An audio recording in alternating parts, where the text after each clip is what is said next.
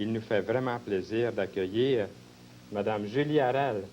Soyez la bienvenue. Bonjour. Et puis, qu'est-ce que vous faites de ce temps-là? On entend parler de vous. J'étais en voiture dernièrement, à Montréal, à quelque part, et puis à CKC, je crois, ou je ne sais pas quel poste. Il y en a plusieurs à Montréal. Oui. Et puis, on parlait de vous. Qu'est-ce que vous faites en ce moment? Je fais du ministère des récitals témoignages, un peu partout, dans les cégeps, dans les assemblées chrétiennes aussi, dans des réunions, dans des déjeuners d'hommes d'affaires, partout où on me demande, je vais, même dans certaines boîtes à chansons, comme j'ai fait les Patriotes en mai dernier, ça a été merveilleux. Oui. Ah oui, ah oui. Comment les gens réagissent-ils à cette nouvelle chanson? Bien, parce que, en fait, ce que j'apporte, c'est la parole de Dieu, c'est la vérité, puisque la parole de Dieu est vérité. J'apporte la vérité, et puis les gens ont tellement soif de connaître la vérité, de savoir finalement c'est quoi la vraie affaire, c'est où. Je sais bien que moi, c'est ce que je me demandais avant, en tout cas. Mais parce qu'il y a tellement de choses qu'on nous dit, il y a tellement de sciences, il y a tellement de sectes, il y a tellement toutes sortes de choses aujourd'hui qu'on se demande c'est où finalement. Et c'est difficile d'essayer de trouver, de faire une différence entre les fumistes et puis ceux qui ont la vérité. Comment vous avez fait pour trouver la vérité? Très simple, avec Jésus. Vous avez rencontré le Seigneur Jésus-Christ. De quelle façon? Comment vous viviez autrefois? On va commencer par ça. Oui. J'aimerais savoir un petit peu votre vie. Sentez-vous bien, libre? Oui. On est seulement tous les deux, donc on peut causer ensemble. À part de quelques centaines qui nous regardent. Oui, c'est ça. Comment était ma vie avant? Ben, c'était la vie d'une artiste qui faisait du show business. Je faisais du show business. Et puis, des spectacles, des tournées. Mais vous n'aviez pas le temps de penser aux choses spirituelles dans cette non. vie-là? Non, quoique j'étais très humanisme. J'avais un côté très humanisme, mais c'est pas ça qui sauve. C'est pas ça la vérité non plus, c'est pas ce qui amène la vérité. Mais disons, j'avais un bon côté. J'ai quand même le répertoire que j'avais, je chantais quand même des belles chansons d'amour, des chansons où je chantais la vie, les enfants, toutes ces choses-là. Mais et puis je voyageais partout. Est-ce que votre vie était trop remplie à tel point que Dieu s'y trouvait pas trop à Non, l'aise? j'étais croyante, je croyais en Dieu. J'ai toujours cru qu'il y avait... Ça se traduisait comment, ça? Ben, j'ai toujours cru qu'il y avait un Dieu. Je veux dire, on regarde la nature, tout ça, c'est tellement beau. Tu sais, je me disais, c'est certainement pas mon voisin à côté de chez nous qui a fait ça. Tu sais. Il y a une puissance, il y a quelque chose qui a fait ça. Tu sais, le corps humain. Je croyais qu'il y avait un Dieu. Dieu était là, il y avait un Dieu.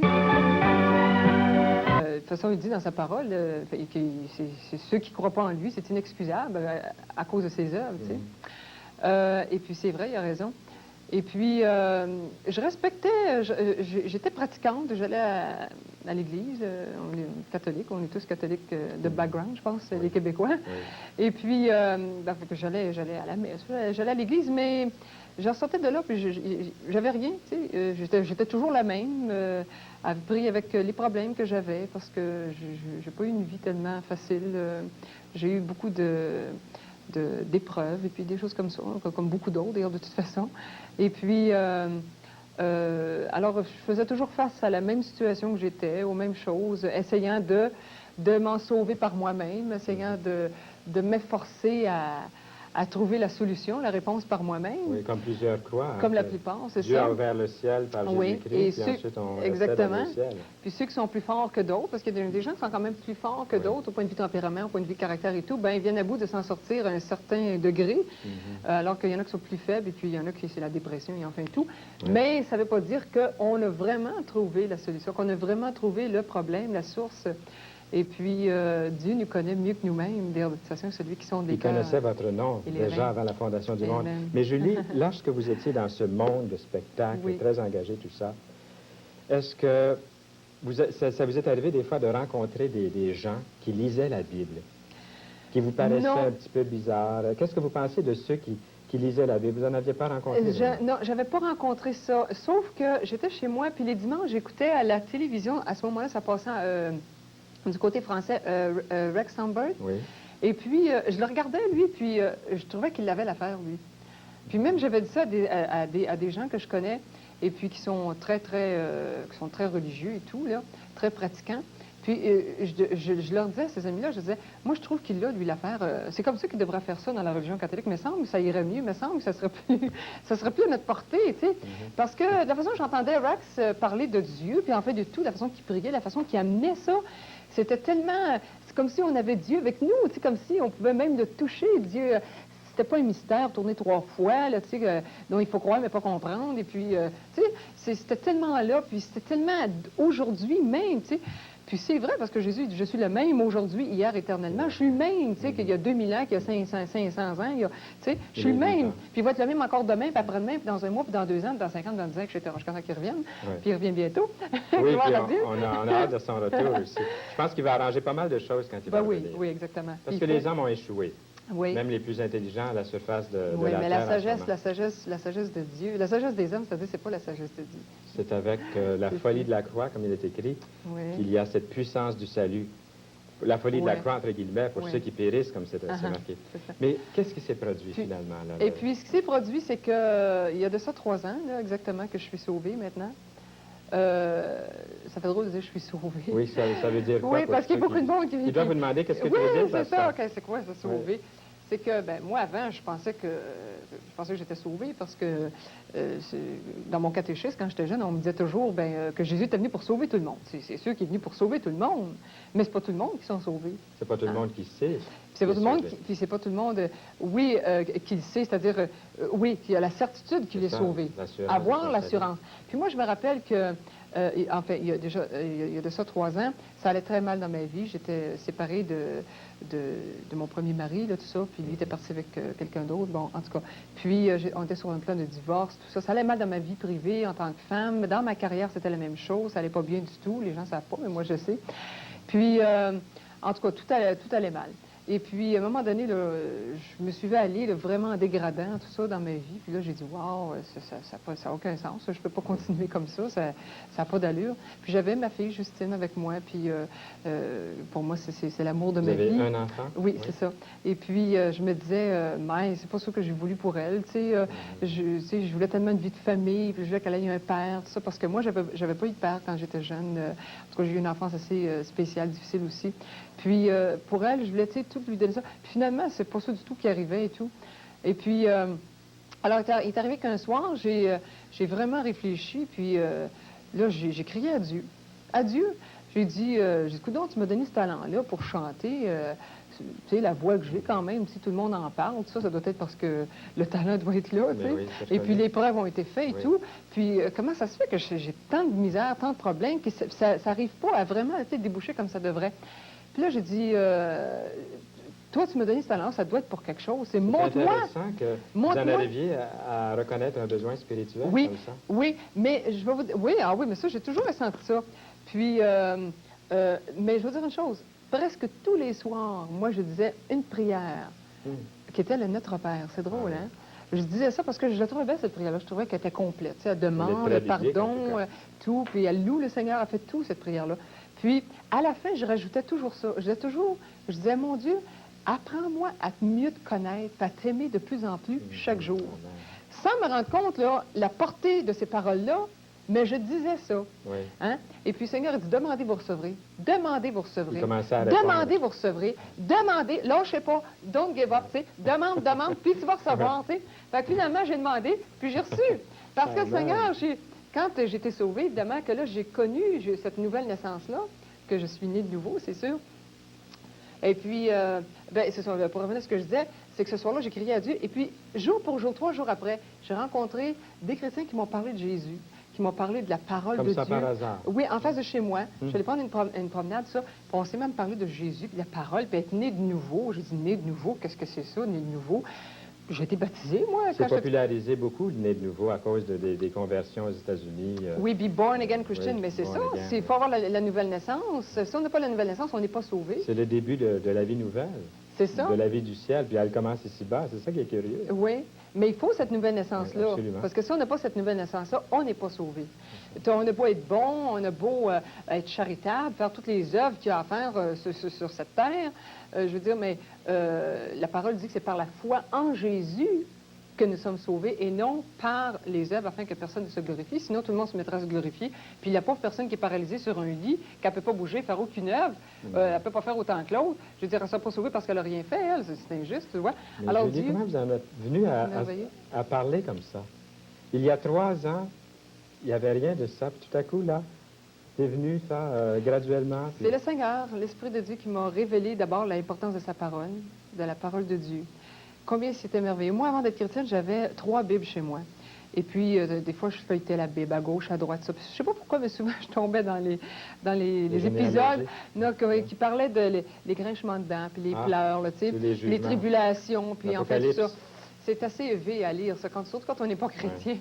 Puis, quand je dis chrétien par là, je veux dire, chrétien, je dis ça parce qu'il y a peut-être des gens qui nous écoutent et disent chrétien. Pourquoi qu'est-ce qui est chrétien? On est chrétien, tout le monde est chrétien. Non, c'est pas tout le monde qui sont chrétiens. On peut être catholique sans être chrétien, puis on peut être catholique et être chrétien aussi, ou protestant, ou baptiste, ou anglican, ou peu importe. Chrétien, ça veut dire comme Christ. Comment peut-on être comme Christ si on n'a pas Christ en nous ou par la nouvelle naissance? C'est impossible. Ouais. Mais ce que je veux dire, c'est que... Là, vous avez crié à Dieu. Oui, vous avez rencontré cette chrétienne-là dans la rue.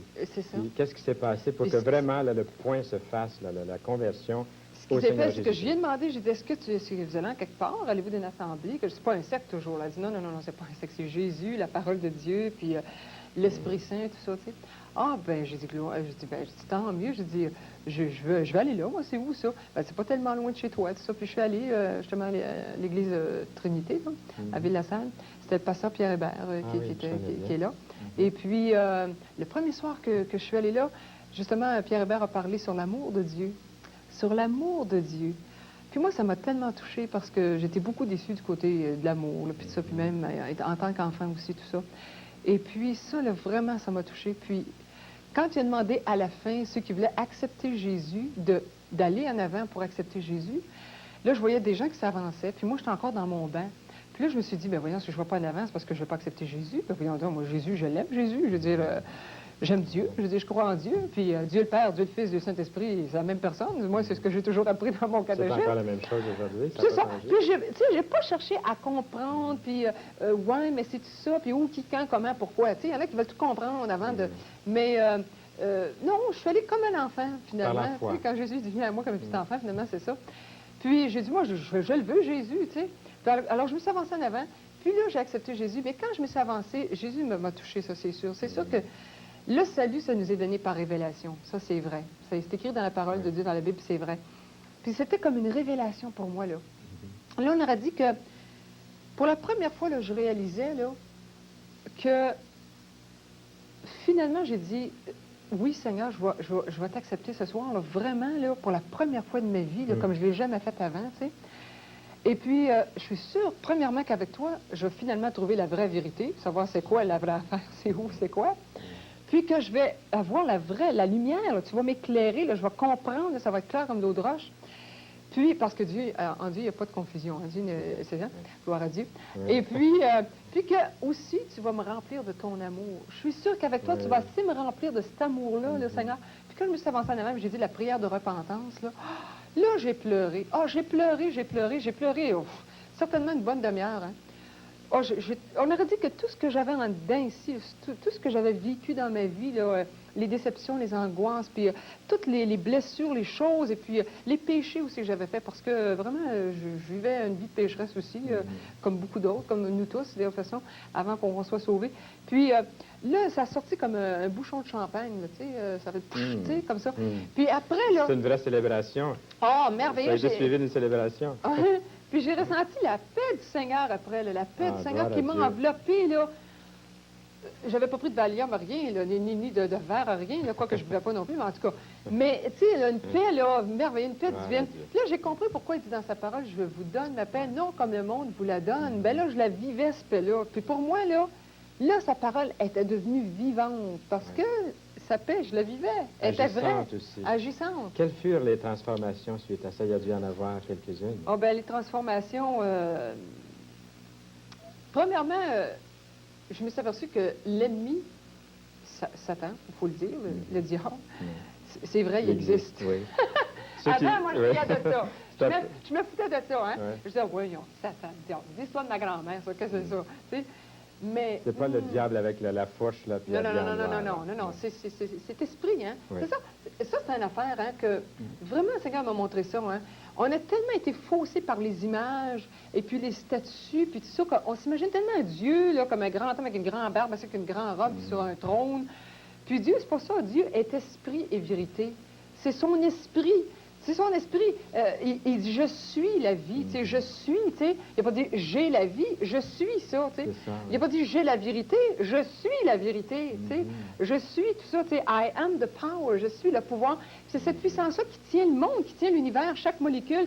Il dit, en moi, vous avez la vie, le mouvement et l'être, tu sais, la respiration, tout ça, tu sais. On enlève l'Esprit de Dieu, mais on ne bouge plus, on ne vit plus, il n'y a plus rien qui existe, tu sais. Il n'y a plus d'existence, tu sais. C'est aussi fort que ça, l'Esprit de Dieu. Gloire à Dieu, Julie Gloire à Harel. Dieu. Vous allez nous chanter encore une belle chanson. Oui. Je voudrais vous garder ici une semaine. Oui. Merci beaucoup. C'est déjà terminé notre entretien, mais vous allez chanter pour nous. Et puis, le Seigneur va vous ramener à l'émission Toute la Bible en parle, bien sûr, bientôt.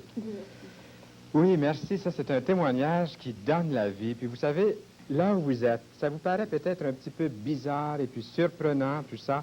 Mais moi, je vous garantis qu'aujourd'hui, si sincèrement, vous voulez faire comme Julie Harel et comme des milliers qui ont reçu Jésus-Christ comme leur sauveur personnel dans leur vie, vous aussi, vous connaîtrez cette transformation. Parce que le Seigneur Jésus-Christ ne fait pas une réformation. Ce qu'il fait, il change complètement à l'intérieur de la vie. Il vous donne une vie nouvelle. C'est une nouvelle naissance.